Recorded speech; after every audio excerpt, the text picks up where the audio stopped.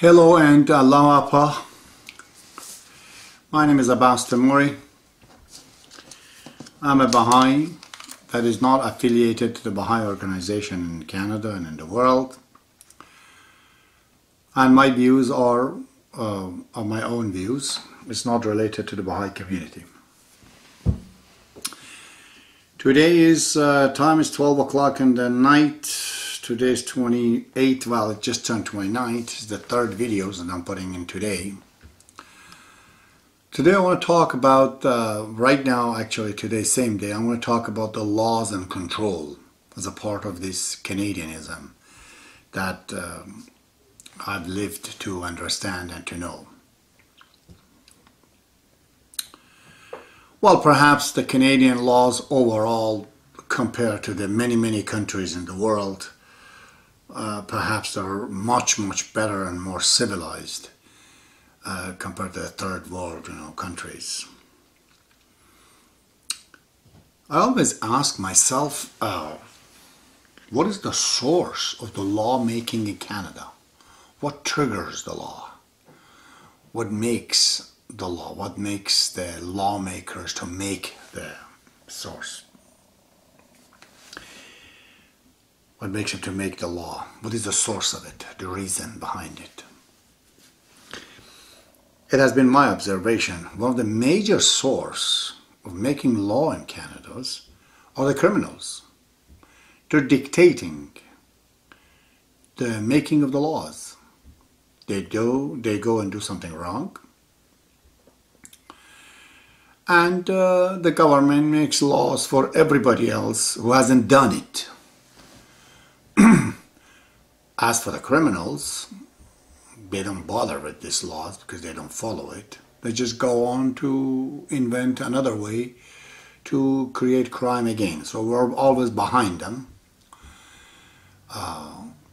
Never reach them. They come up with new innovations to break another one. And they keep making laws for us, making us to all obey something that we haven't done. It's not necessary.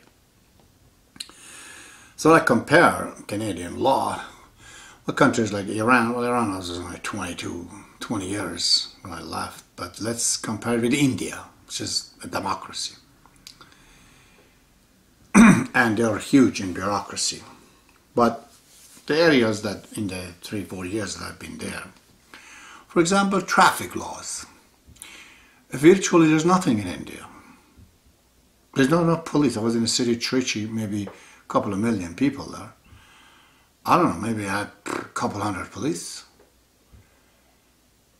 And the lack of the police or existence of it would not make any difference in making of the, in order in the system. People seems to just follow their pattern as it has been many thousand years in the past. So as I believe in England and in Europe and everywhere else. Those days we did not have more criminals than we have now. But our laws compared to the past is like 1,000,000 times more. So many of it. Unbelievable. So these many laws, they have become a system. It's almost like organic. It's alive. It's like a computer. Like the horror movie, a computer made by man has taken over mankind, and they're ruling people. People from the president to the smallest one, everyone has to obey these laws of the system. In third world countries, when we have a dictator, for example, Saddam Hussein, so we know who it is. We go after Saddam or Ayatollah or Shah or a Libyan leader. We know what the source of the problem is. We go get him down. But in Canada, there is no such person. It makes it very difficult to change the laws and the things that you don't like it. It needs a lot of effort to do that. Because as I said, it's like a computer, it's a system. We don't know what a dictator is. Is it a dictatorship? It is. It's a dictatorship of the system dictatorship. System dictates how the Prime Minister has to talk, what he has to say. In every word, he has to be careful. He has no freedom virtually at all, except what the system provides for him. That's why I call it a dictatorship. It dictates. So,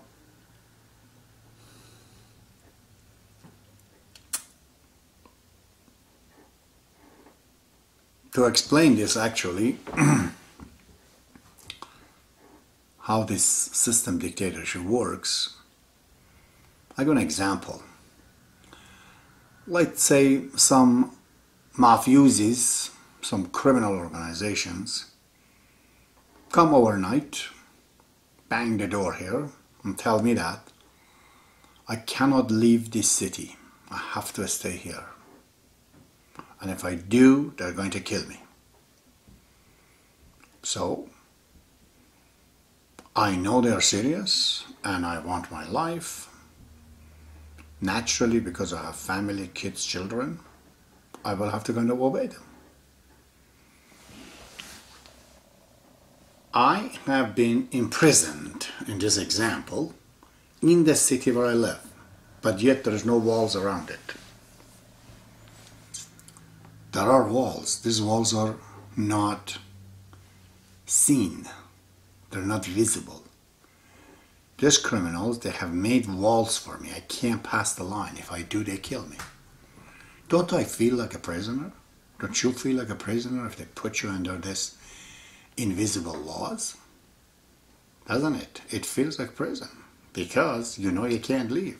No one knows you don't have freedom, but only you know that you don't.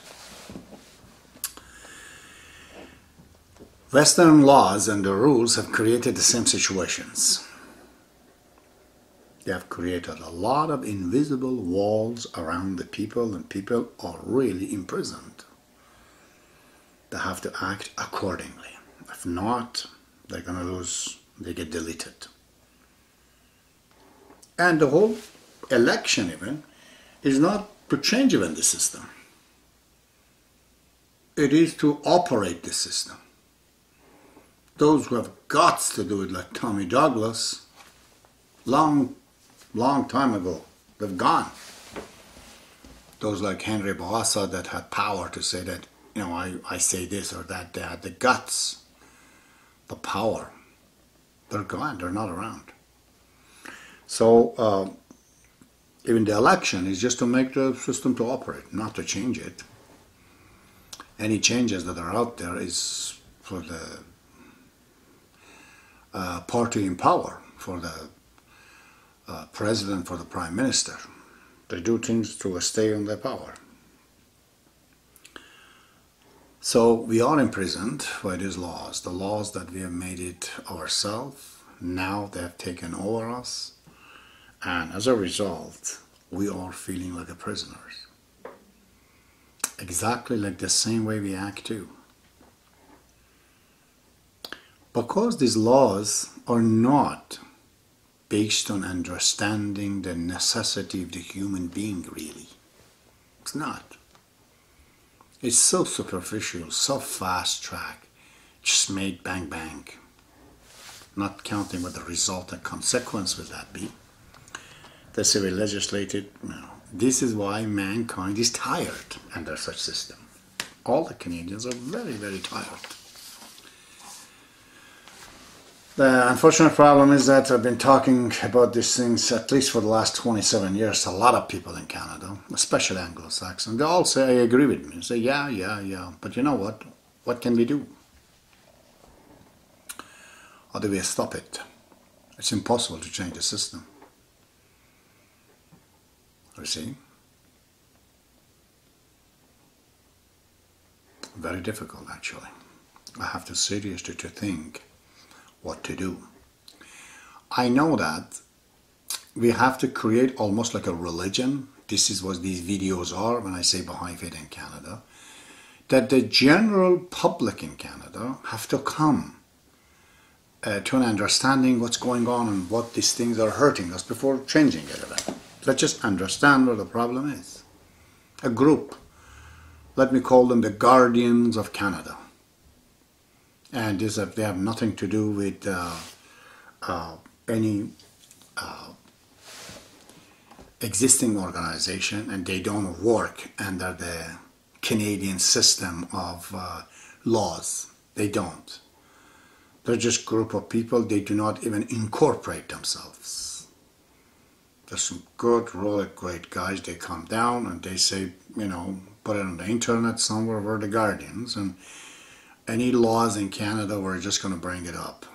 Anything. We're just going to whistle blow. And these are scientists, these are psychologists, great individuals, and they come up and they say to the public what's happening. So the public has to first to know it. Then this has to come up and say that if the candidates come in, which candidate they agree with. They put a limit on the elections that the person who's coming in, he has to go in 6 years, not 4 years. In 6 years, he can be re-elected. So he doesn't have to put all his effort in getting re-elected. He just has to put his effort into doing the right things that is approved by his guardians. Let's say, just one example of how you could change it.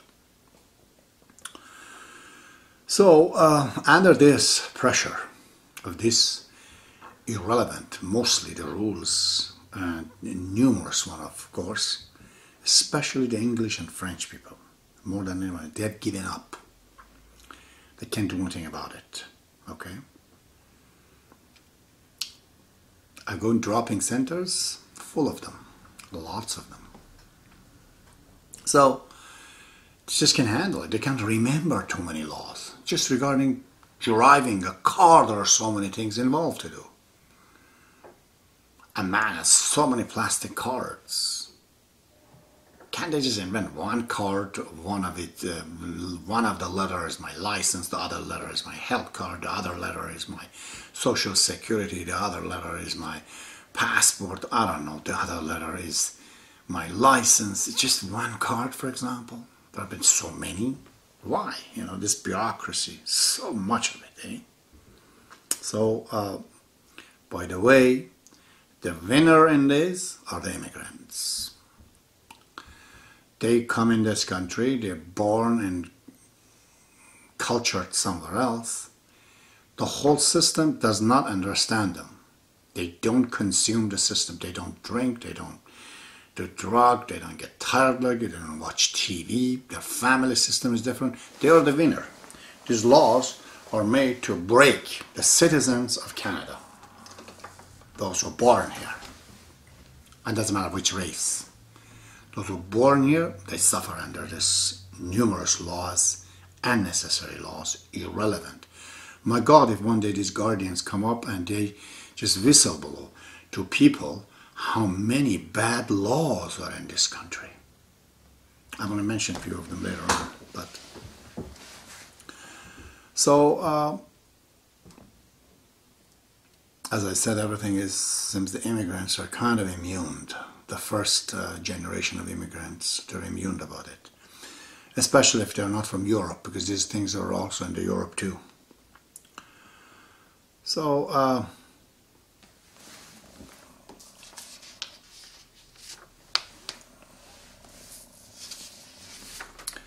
I've written a few things here. Okay, as I mentioned, let's see some of it. For example, in divorce, the laws in divorce, without even considering the feeling and the relationship of each individual parents to the children, and how concern is one of them as opposed to the other one, and how related they are to the children. What is their background, if they're Muslim background, if they're Christian background, or they're Chinese. Without considering none of these things, they simply say that, okay, you got divorced, you came home and you saw your wife is sleeping with somebody else, call it irreconcilable, I don't know, situation. Forget about your cultures or anything, I can't kill her or anything. You have to leave the house, she will be in the house you can't be in, and doesn't matter what happened tonight to you, and children are staying with her. That's it. Many thousands, my God, I have seen Canadian Anglo-Saxons, they just completely burned down the system, their spirit, their very soul, and they're this cruel, stupid, irrelevant, robotic laws that does not understand man and women are both human. They have same conscience and feeling, and the children's coming out of them, they're a part of them and should not be shared. I remember at the time of Mulroney a long time ago that they brought this kind of a joint custody before it wasn't even there. It's lots of them, you know. So what happens? The guy ends up in the bar. So many sad stories of the Canadian. Oh yeah, I got screwed up by my wife in divorce or this or that or that. There's no mechanism, you know, to do it. The laws, too much in there, but then they're missing. What about those children? 5 years, 3 years, 10 years. They have relationship to mom and dad. They have a law. There's no law to say that they do not want the divorce of the parents. Why would court allow the divorce even? If the parents, children, they say, we're born out of this too. We have a right. We don't want our parents to get. There's no laws to protect them. To say that, okay, you can't get divorced. If you're going to get divorced, the punishment is huge. Because children don't want that. So we're going to make a situation in your house that you and husband and wife, they live in the house, both, without contacting each other. But children, they can see both mom and dad. What about the right of unborn? Would you like to be born with AIDS? Anybody in Canada? Raise the hand. Anybody? No. None of you want to. Then why would you allow a person with AIDS or so many other sicknesses to even produce a child, a human being? What about the right of that unborn? See? These laws that we have made, it has no relation based on the human needs and necessity. They're unnatural laws. Okay? They're mechanical Euclideans. Factory laws. They're not laws like the contour of my body, of my nature. So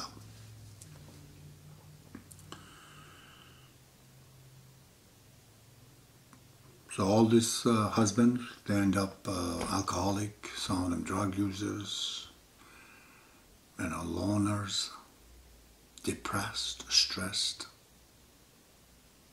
because there is no mechanism on the country to see this is a problem. It's happening, how to go to solve it.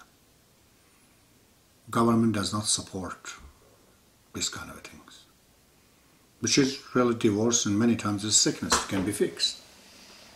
Physical problem, they see it, they know it. Spiritual problem like this, no, government cannot, you know, support that. You know, and there are counselors, of course, marriage counselors. Oh my God, I don't want to talk about them right now.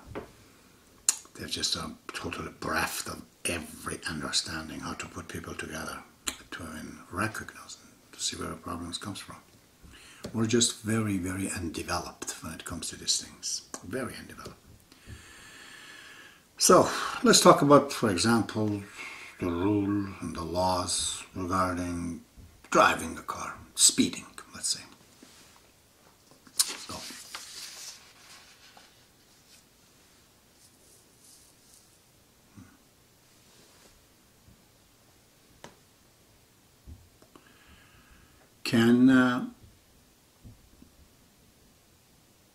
I've got a lot of tickets for speeding.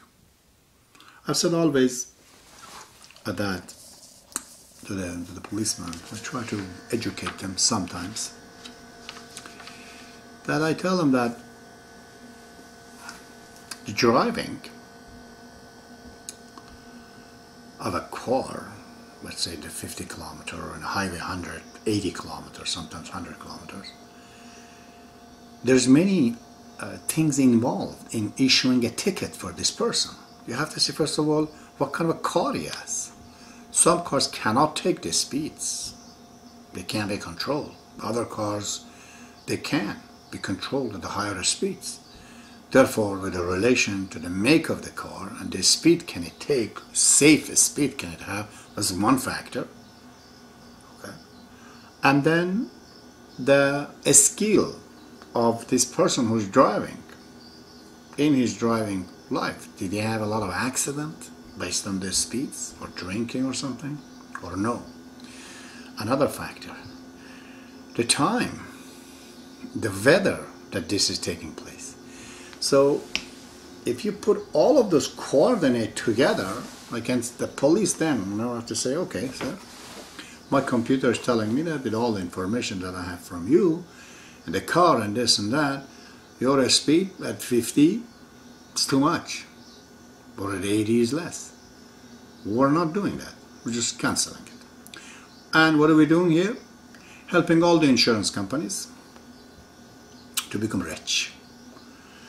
Because the first thing they do, they love it. In my case, I've never had an accident, but a lot of tickets. My insurance goes always up.